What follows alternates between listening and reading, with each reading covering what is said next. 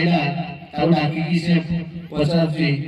भाई तो मो घर काम करिवो आसीबो ना मते गला देबो से बला मालिक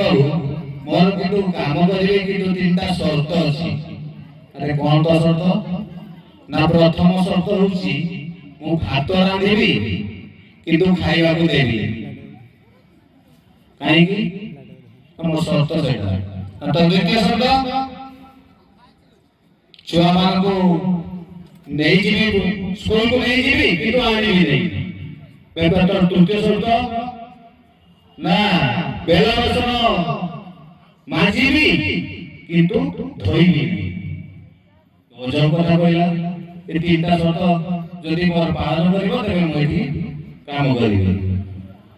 करा ठीक अछि मोर दुटा शर्त अछि ना कोन देबे ना तते मास शेष रे मु टंका भरि देबी आ किंतु देबी वाह या पर हमर पिला माने के रेडी जाओ।